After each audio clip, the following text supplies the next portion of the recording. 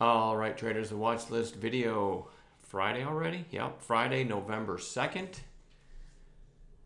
I was trading so terribly today that I was joking around that I was going to be red for November so far, but I actually got an after hours trade just now in Apple. Got me nicely green on the day, so I don't trade after hours that often, but do I still have after hours on here? No, let me put this on here real quick to show you what Apple did in after hours. Wait a minute. I do have. I just had SPY instead of Apple. Apple got this really big slap down. I was bidding at 205.53, I think, something like that. Got filled and sold some over 208. So it took a small position and just scaled out like we teach. But that was a nice little. Anytime you get a big anomaly in a big name like Apple, sometimes you put some money to work. And anyway, I was pretty lousy today, although the chat room was on fire. So congrats to you guys that traded better than I did. I'm going to go over the watch list for tomorrow. SLS, big volume, and closed kind of in the middle of its range. If you weren't in chat today, let me get after hours off there now. If you weren't in chat today, I think Wayne and I both mentioned, and some other members too, mentioned that red to green here idea on SLS. So it had the gap up, sold off, and as it came back up, through this 147 opening print and got a really nice move and ended up having a nice follow-through move. Again, I didn't trade it well. I made less than 200 on that because I got whipped out. I still need to work on holding more, but anyway, it's worth watching tomorrow because it's got that big volume today, and it still closed above its open. Solo, I didn't lose in this one today, but I should have. Very, very squinky thin trader. I called it long over, and let me zoom in a little bit. So it had the gap up the other day, then it sold off, then a little pop yesterday, gap up today, little lower high. I mean, it was just, I'll zoom in so you can see how coiled it was, right? So there's the 370 high from yesterday, then 365 today, then 360. So you can picture a trend line, right? And it started to come back up. I called it through 360, looking for it to break the high of day, and yesterday's high pretty quickly. Stacked catalyst, right? It broke 360. And volume came in, but it didn't break yesterday's high. I sold some into the pop, and then out the rest I lost on the back half probably, or the back two-thirds, back third. I can't remember how I scaled out, but just stupid whippy. But even after seeing that, you have a kind of a two-day high now right here around 375. Maybe this pushes back up through 4 tomorrow, but I highly doubt I'm going to trade it after seeing what it did today. NIO, nice volume for this stock, bigger volume than it's had in a few weeks and closed pretty strong, so we want to watch that one.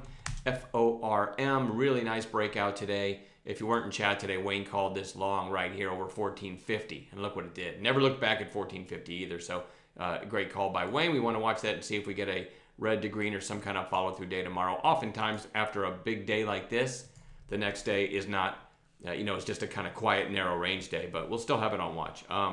AMSC, nice breakout today, nice volume for this stock. I would note that this still was only 675,000 shares. So, it's a pretty thin stock, but there is another potential catalyst above. So this one does interest me. PLAG, speaking of thin stocks, I think Wayne called this today over 490, and you got this big move to almost 560. But then look how choppy. I mean, look at this. Gaps between the close of one 5-minute candle and the open of another. That's how stupid thin this thing is. So if you think it's irresponsible for me to have this on the watch list, I really can't argue with you.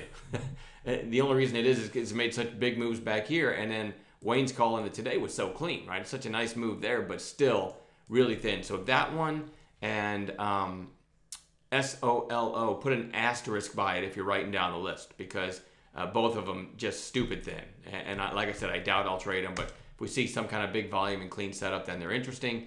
VCYT, really big 2-day run, and now a pullback today on lower volume. Sometimes stocks are strong enough that one red day and then they get going again, so I do want to have it on watch. I'd like to see them come back down to the moving averages before I get involved, but I'm going to have it on watch tomorrow. That's VCYT. Remember, I'm a day trader, so I'm just looking for ways to make money tomorrow. I won't hold any of these overnight. AG, we had a newer member in chat today. I don't know how new they are in our chat room, but they held ears into the close, and it went down below 70. in after hours on a shelf or something like that. So, that's why you always hear me say I don't hold anything overnight. I won't even hold my wife overnight, right? I'm in cash every night. You sell into strength. Having said that, while I have ears up here, if you weren't in chat today, I'll share with you my my debacle. When I said I didn't trade well, ears was really interesting because I had this big volume morning, right? If you pan out for a few days, you can see this is big relative volume today. So I'm not going to chase it. So then it pulls back into the buy zone. I spotted I think a 72 seller. I thought through that, this one might head back to the high of day. So I get long there and end up getting out here, like small loss, right? Get long here back through 74, but didn't think about it. We're kind of coming into lunch. Had to kill it here. Lost twice on it, right? But I kept saying, guys, this chart looks good. Then I called it, pointed out the volume right at 76. I had told everybody I liked it over 76 sometime today. I get long with size right here at 76 and think, haha, USOB, I'm going to get my money back, right? We're going to break today's high. Look at that volume. We're going to break this domino, and this domino are going to fall, and this domino. So I've got stacked catalysts. I've got volume coming in. I've got high relative volume today, and I finally got size. It cost me twice on smaller size, and I'm going to get all my money back and then some. It's probably going to go up to $1, right? Here's what it did. And, my whole thesis was right. How did I not make money on this time? Okay, so because I had size, and I think some of you might find this refreshing, that someone who runs a chat room and is a moderator and has been trading for over a decade still does, can I say dumbass things? Dumbass things. So I'm hovering over, I use the TradeStation matrix to trade with, right? So I've got size, and it's doing what I thought. Keep in mind, this hadn't happened yet. It's still right about here. I'm long 76, love the volume. And what I did, because I had size, I'm just hovering over 76 to kill it at the market if it starts to show signs of weakening. And I don't know if it's too much caffeine or whatever. I accidentally clicked the button out the whole position right where I bought it, right? It wasn't me I just accidentally, have you ever done an accidental mouse click from too much caffeine? We actually had a member today say they did that on a sneeze on a trade. They were kind of hovering over to protect their entry like we teach, and they sneezed and clicked out of it. I didn't even sneeze. I'm just an idiot. I just twitched or something. Anyway, and then I watched it do that the rest of the day. So I was in a mood today because like everything I did was against me, including that. And that, by the way, would have gotten me nicely green on the day. But anyway, ears normally I would say is I'm going to be on watch tomorrow, but then they had the shelf and the sell-off and after hours. So, all right, I digressed from my watch list. So let's see, PLAG, VCYT, AGRX.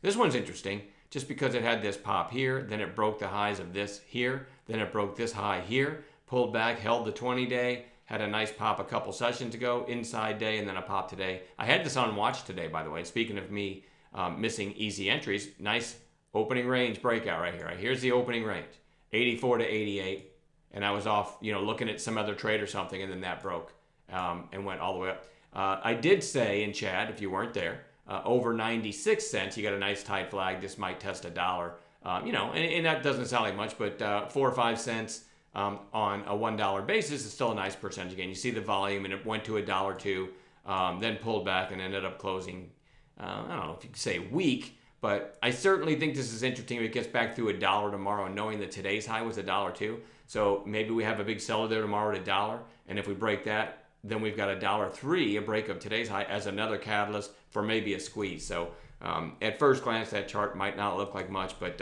it is kind of interesting having watched it trade today.